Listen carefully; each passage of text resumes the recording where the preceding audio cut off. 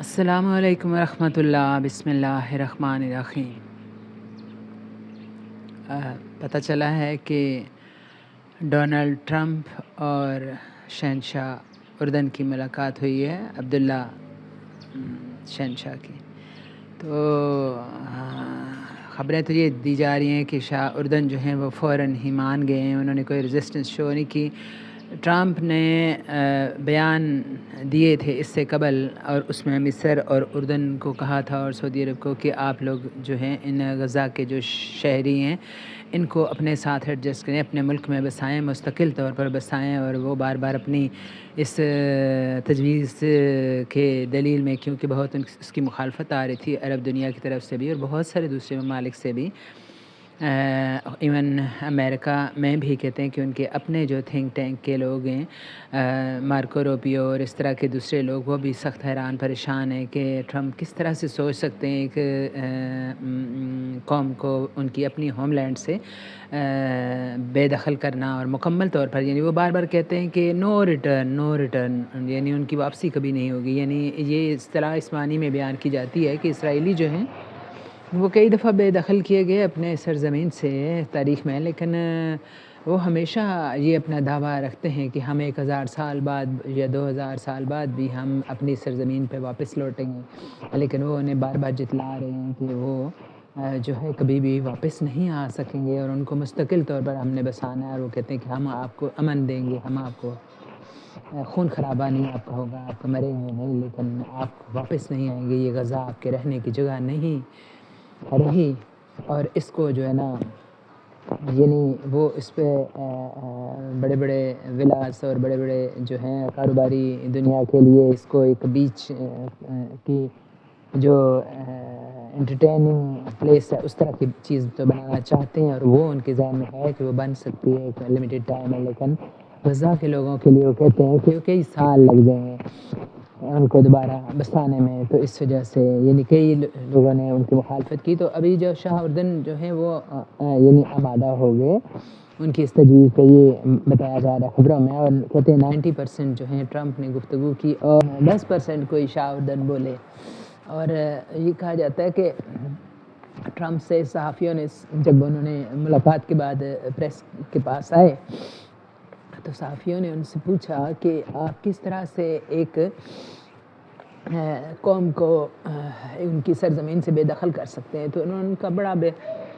Spontaneous جواب تھا کہ بہت آسانی سے۔ جب ایک صحافی نے ان سے پوچھا کہ کیا آپ اسے خرید رہے ہیں، کیونکہ اس کی خبر تھی پہلے، انہوں نے کہا تھا جی ہم اس کو خرید لیں گے۔ بولتے تو بہت اسپونٹینیس ہے نا ٹرمپ۔ تو صحافی نے پوچھا کہ آپ اس کو کیسے خرید رہے ہیں، کچھ تھوڑا اس کے بارے میں بتائیں۔ تو انہوں نے کہا no we are just having it, کیونکہ یہ تو ایک ناقابل استعمال جگہ ہے، یہ تو بالکل اتنی تباہ حال ہے کہ اس کو کوئی بھی خریدنے بھی آمادہ نہیں ہوگا، تو ہم اس کو۔ اور پھر انہوں نے بڑی جیسے وہ ان کے مستقل جملے کہ we will build it, we will love it, we will cherish it. تو جو ہے نا ان کے لیے ایک یعنی یہ ایک سپنا سہانا سا ہے، اور انہیں اس چیز کی اس وقت کوئی پرواہ نہیں ہے کہ وہ یعنی اس کے جو باشندے ہیں ان کو اگر جبراً نکالا گیا تو ان کے اوپر کیا گزرے گی، اور یہ تاریخ کی کتنی انہونی بات ہے۔ یعنی اب لوگ اس کو کشمیر سے مقابلہ کر رہے ہیں کہ کشمیر میں بھی آج تک جو ہے نا انڈین حکومت نے کبھی نہیں سوچا کہ وہ اس کو وہاں کے باشندوں کو وہاں سے نکال دیں۔ ان پہ جبر ہوتے ہیں، ان پہ ستم ہوتا ہے، لیکن کبھی ان کو اس طرح نکالنے، اور ہندو بسائے جاتے ہیں وہاں زیادہ سے زیادہ، لیکن کشمیریوں کو نکالنے کا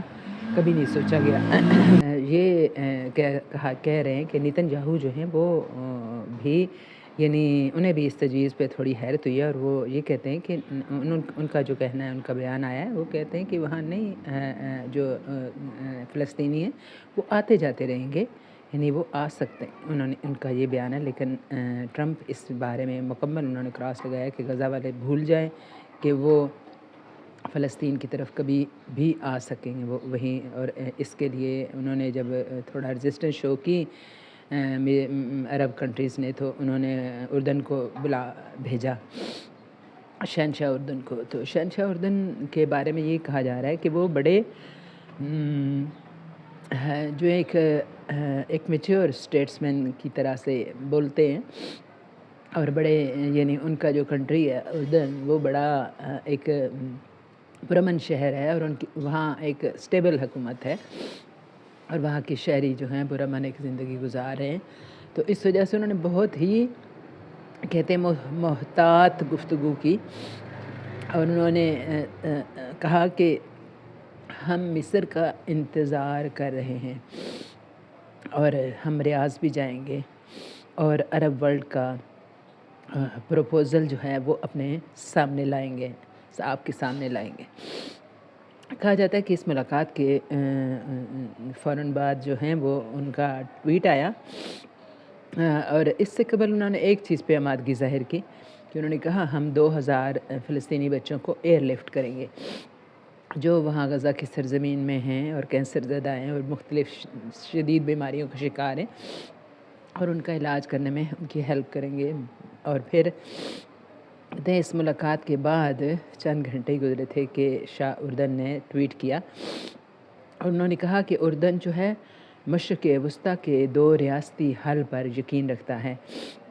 یعنی اور یہی جو فارمولہ ہے وہ مشرق وسطیٰ میں استحکام لا سکتا ہے، اور یہ عرب دنیا کا متفقہ فیصلہ ہے، اور عرب دنیا جو ہے وہ فلسطینیوں کی ترقی کا، تعمیر نو کا منصوبہ لائے گی، اور ان کو بغیر بے گھر کیے ہم ان کی جو بستیاں ہیں ان کو بسائیں گے، ان کی تعمیر کریں گے۔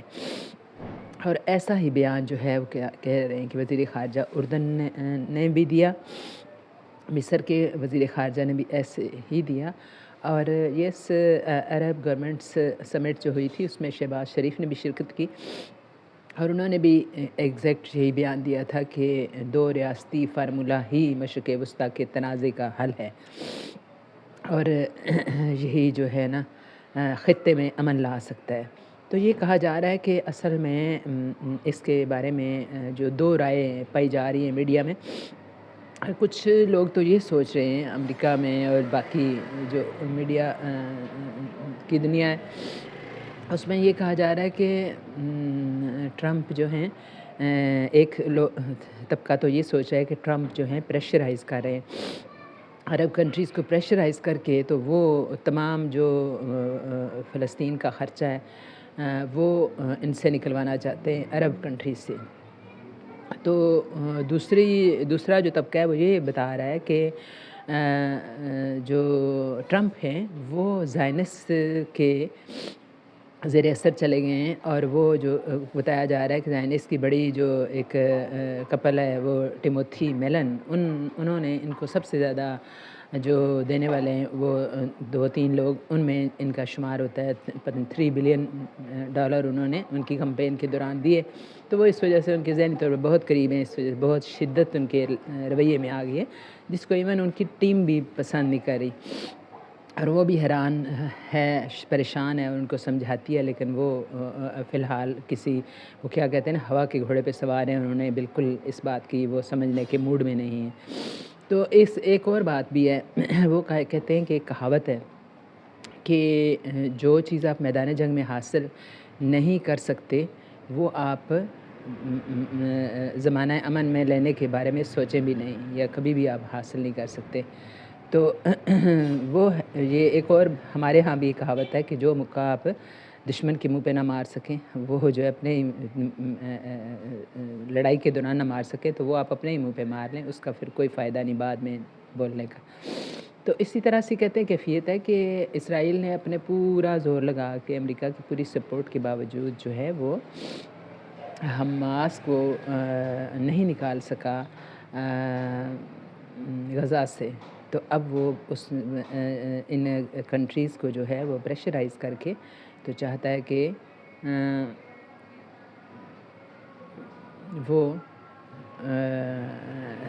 غزہ سے فلسطینیوں کو بالکل بے دخل کر دے، لیکن اگر یہ اتحاد قائم رہا تو شاید کچھ حالات بہتر ہوں گے۔ تو